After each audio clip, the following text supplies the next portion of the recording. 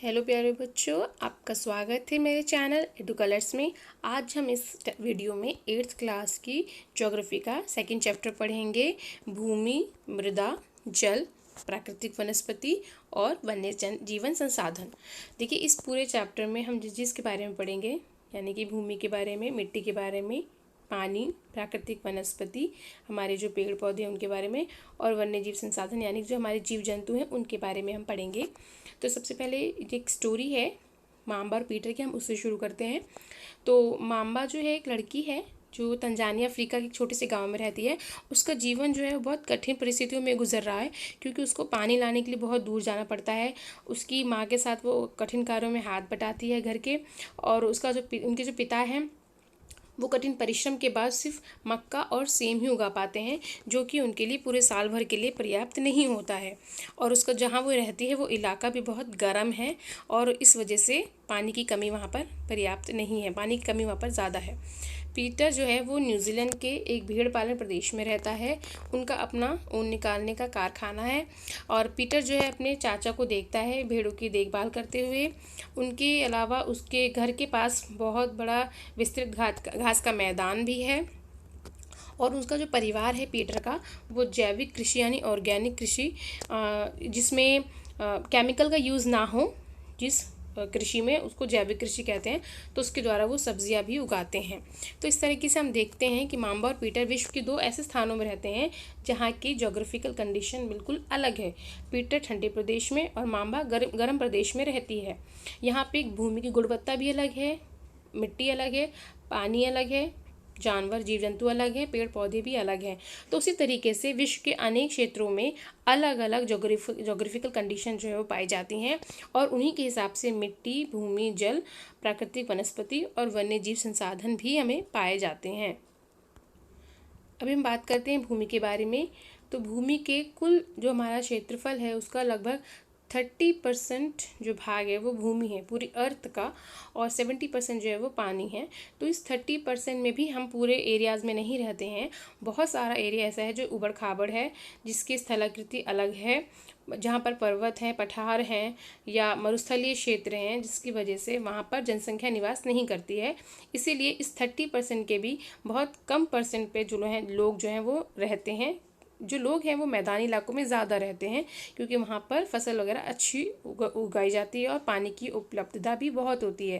तो इस तरीके से जो आवास योग्य भूमि नहीं है उसकी संख्या ज़्यादा है, उसका प्रतिशत ज़्यादा है कंपैरिजन टू जहाँ पर लोग रहते हैं। अभी भूमि का उपयोग हम किन किन चीज़ों के लिए करते हैं बच्चों? जैसे कि हम कृषि के लिए करते हैं।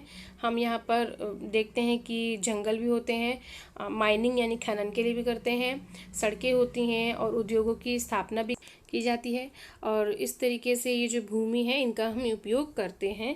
इसके अलावा ये सारी जो भूमि है इनका निर्माण कैसे होता है, अलग अलग जगह पर अलग अलग भूमि पाई जाती है, उनकी स्थलाकृति अलग होती हैं, मिट्टी अलग होती है, जलवायु अलग होती है, वहाँ का खनिज पदार्थ अलग होते हैं, जल कितना है वहाँ पर, ये सब अलग अलग डिपेंड करता है। और इस वजह से मानवीय कारक जैसे जनसंख्या और टेक्नोलॉजी भी भूमि उपयोग के लिए काम में आती है। स्वामित्व के आधार पर भूमि को दो भागों में बांटा गया है, निजी और सामुदायिक।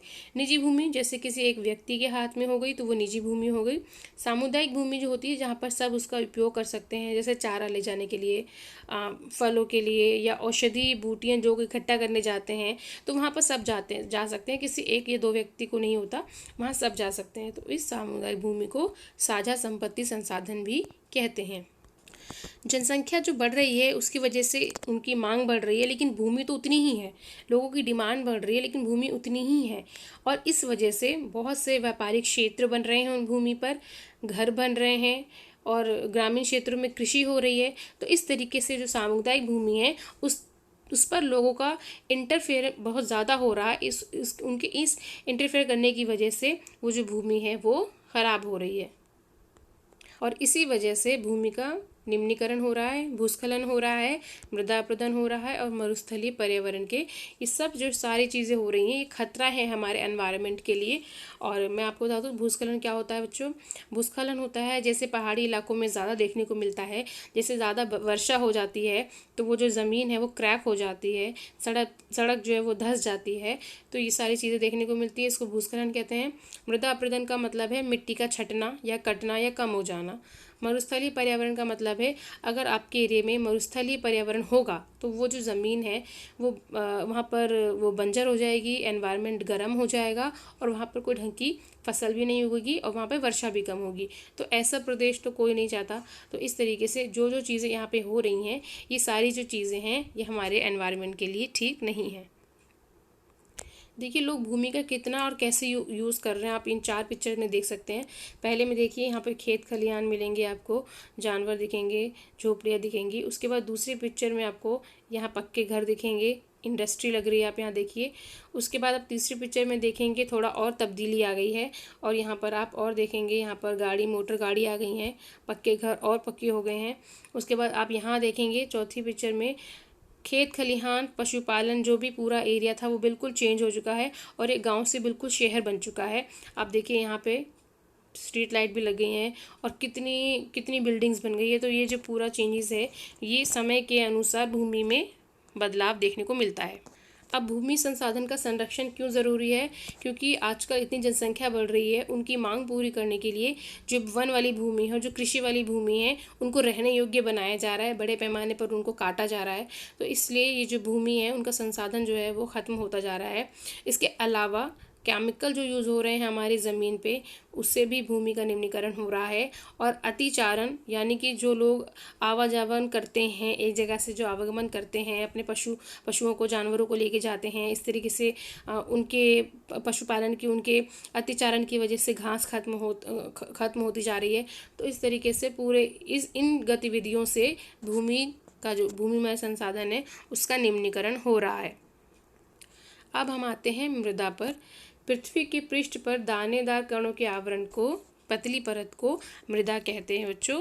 और ये मृदा जो है यानी 1 सेंटीमीटर मृदा को बनने में सैकड़ों वर्ष लग जाते हैं। हैरानी होती है लेकिन ये सच है। एक थोड़ी सी मृदा मिट्टी को बनने में भी कई साल लग जाते हैं। आप देखिए ये जो है ये मृदा है यानी मिट्टी है। पहले जनक चट्टानें हैं, उसके ऊपर अपक्षयी चट्टाने पदार्थ होते हैं, उसके बाद बालू है, क्ले है, ये सब ये मृदा है। उसके बाद ऊपर मृदा के ऊपर वाला जो पोर्शन है वो ये वाला होता है और ह्यूमस और वनस्पति के साथ यहाँ पर आप ये वाला पोर्शन ये जो है मृदा है और उसके ऊपर आप घास देख रहे हैं। अलग अलग क्षेत्रों में अलग अलग तरह की मृदा देखने को मिलेगी।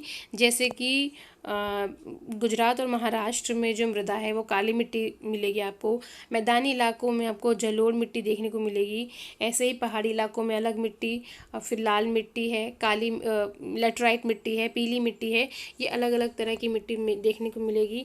मरुस्थल में मरुस्थलीय मिट्टी देखने को मिलेगी। तो ये जो मिट्टी है अलग अलग तरह की कैसे बनती है, ये निर्माण के जो कारक हैं वो स्थलाकृति यानी कि वहाँ की जो स्थलाकृति है, जैसे पहाड़ी क्षेत्रों में अलग होगी, मैदानी क्षेत्रों में अलग होगी, वहाँ के जैव पदार्थ कैसे हैं, मृदा बनने में कितना समय लगता है।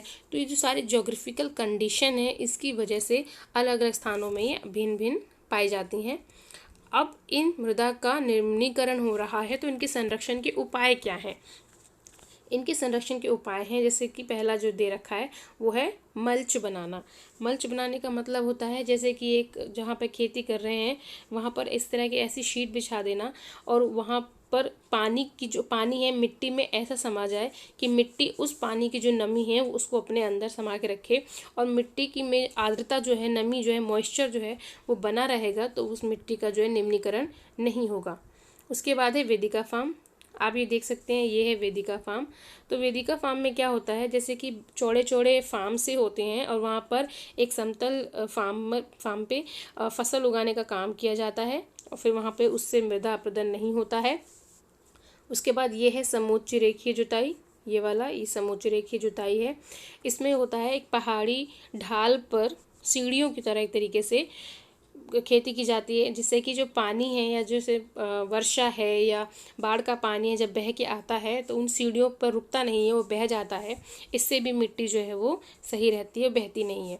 और रक्षक मेखलाएँ आप देखेंगे, रक्षक मेखलाएँ में ये तटीय प्रदेशों में ऐसे लंबी लंबी कतारों में ये पेड़ जो हैं वो खड़े कर दिए जाते हैं, जिससे कि मृदा जो है, मृदा का जो आवरण है उसको बचाया जा सके और उसके मृदा के निम्नीकरण से उसको रोका जा सके।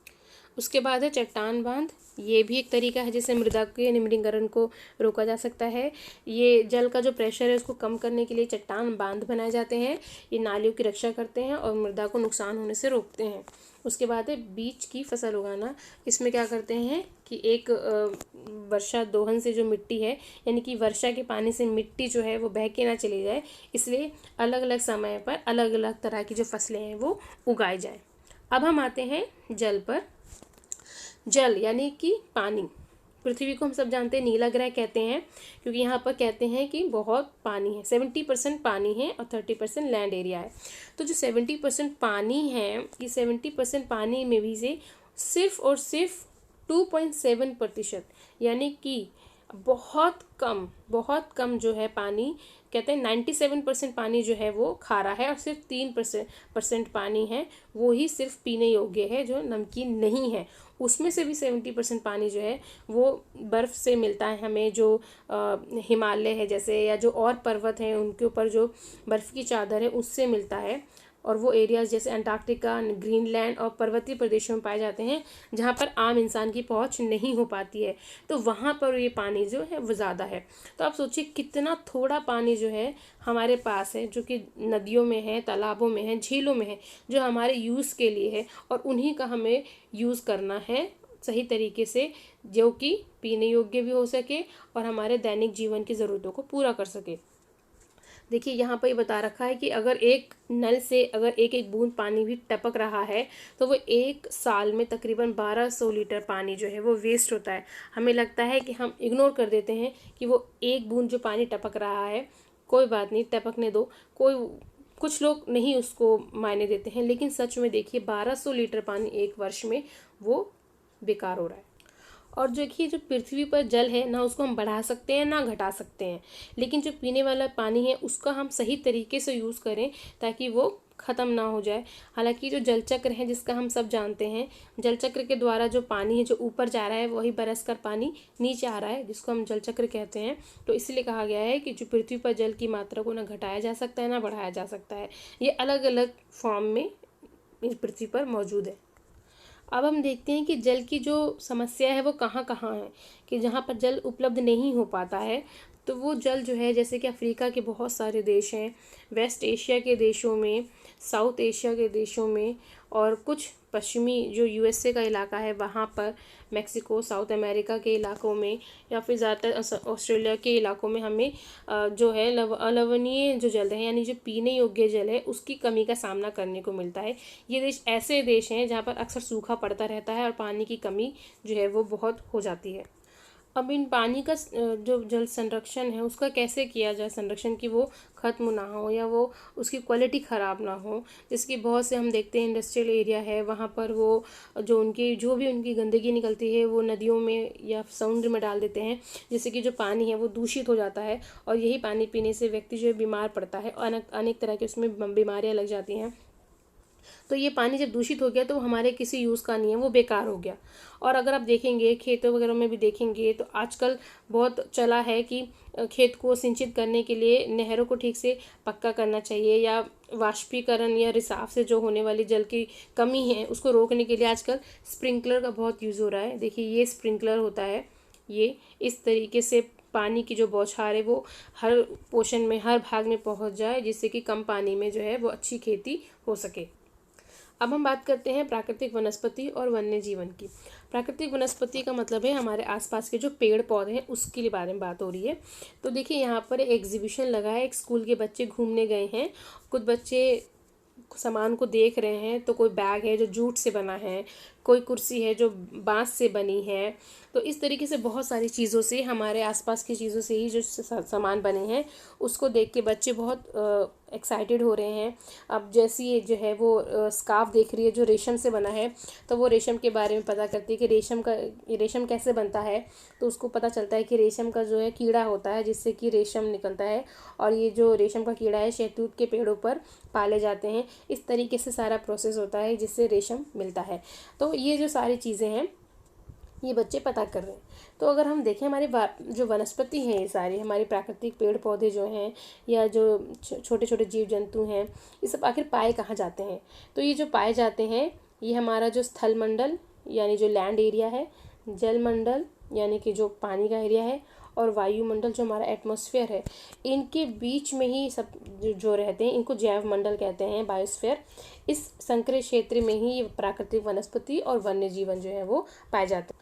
और जितनी भी जातियां हैं सभी जीवित जातियां जो हैं ये रहने के लिए एक दूसरे पर परस्पर संबंधित हैं, जीवित रहने के लिए। और जैसे कि बड़ा जानवर छोटे को खाता है, उससे छोटा जानवर अपने से छोटे जानवर को खाता है, तो एक बैलेंस बना रहता है, और इसी बैलेंस को हम पारितंत्र बोलते हैं। ठीक है, पारितंत्र बोलते हैं। अब देखिए बता रखा है कि पौधे हमारे लिए क्या यूज़ देते हैं। देखिए पौधे जो हैं वो हमें लकड़ी देते हैं, ऑक्सीजन देते हैं, औषधि देते हैं, रक्षक मेखलाओं के रूप में मिट्टी को बचाते हैं, हमें तेल देते हैं, गोंद देते हैं, और कागज़ प्रदान करते हैं। तो ये सारी चीज़ें देते हैं हमें पेड़ पौधे। उसके बाद जीव जंतु आ जाते हैं। जीव जंतुओं से हमें दूध मिलता है, मांस मिलता है, खाल मिलता है, ऊन मिलता है। ठीक है, ये सारी चीज़ें हमें मिलती हैं। और इस तरीके से ये जो पूरा हमारा बायोस्फीयर है, जो हमारा प्राकृतिक संसाधन है, हमारा वन्य जीवन है, ये हम सब के लिए भी उतना ही ज़रूरी है जितना कि आपके लिए पानी या भूमि ज़रूरी है।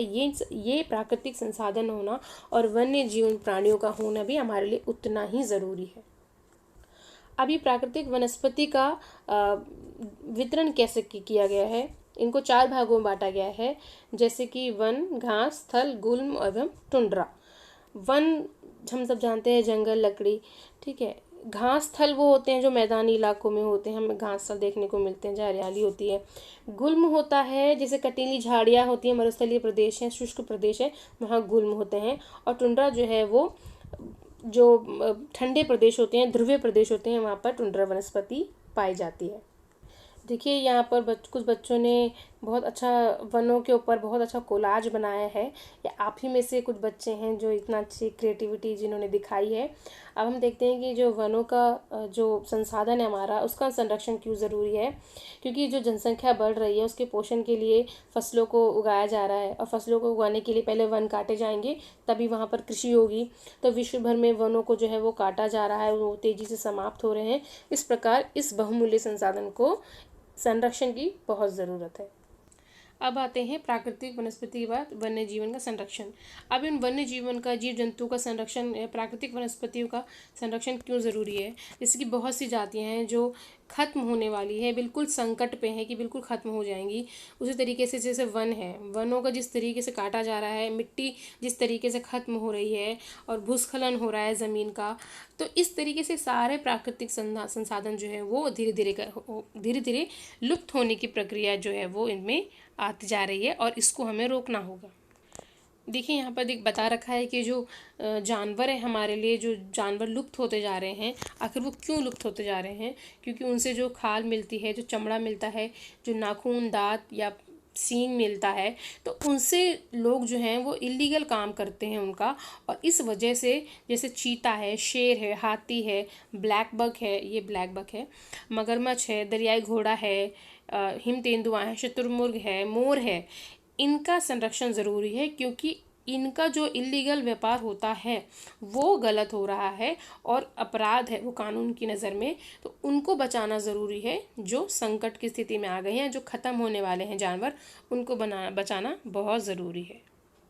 और इनके लिए बहुत से राष्ट्रीय उद्यान यानी कि जो नेशनल जो पार्क हैं वो बनाए जा रहे हैं, बायोस्फीयर रिजर्व बनाया जाता है इनकी रक्षा के लिए, ताकि इनको एक ऐसा माहौल मिले जहाँ पर ये आराम से सर्वाइव कर सके और इनकी जो जाति है, जो प्रजाति है, वो लुप्त ना हो जाए, इस वजह से गवर्नमेंट इस चीज़ों की तरफ ध्यान दे रही है। उसके अलावा एक इंटरनेशनल एक ऑर्गेनाइजेशन है CITES, यानी the convention on international trade in endangered species of wild flora and fauna. यानी कि फ्लोरा एंड फोना क्या होता है? फ्लोरा फोना हमारे जीव जंतुओं, पेड़ पौधों को बोलते हैं। तो उनसे रिलेटेड जो है ये पूरा ये जो अंतर्राष्ट्रीय संगठन है, ये जानवरों के लिए, हमारी स्पीशीज़ के लिए, जो हमारे जो भी जानवर हैं, जो भी पेड़ पौधे हैं, उनकी कि वो ख़त्म ना हो जाए, उनकी सूची बनाई जाती है कि कौन कौन से जानवर हैं, कौन कौन ख़त्म होने वाले हैं, तो उनकी देख रेख करनी है, या उनके जो भी इलीगल व्यापार होता है उन पर लगाम लगानी है। तो इस चीज़ों पे ये जो अंतर्राष्ट्रीय संगठन है, ये ध्यान देता है। और सिर्फ अंतर्राष्ट्रीय संगठन ही नहीं, ये एक आम इंसान की एक नैतिक कर्तव्य है कि वो हमारे जो पौधे हैं, प्राणी हैं, मिट्टी है, जल है, भूमि है, इनको इस तरीके से यूज़ ना करें कि ये ख़त्म हो जाए, और हमें आगे आने वाली पीढ़ी के लिए भी इसको छोड़ कर जाना है, और उसका ऐसे दोहन करें कि ये आगे भी बची रहे। तो ये जो चैप्टर है मेरा, ये यहाँ फिनिश होता है बच्चों। अगर आपको मेरा चैप्टर अच्छा लगता है तो please like, comment and share. नए व्यूवर्स मेरे चैनल को सब्सक्राइब करें, साथ में लगे बेल आइकन को भी प्रेस कर दें। Thanks for watching.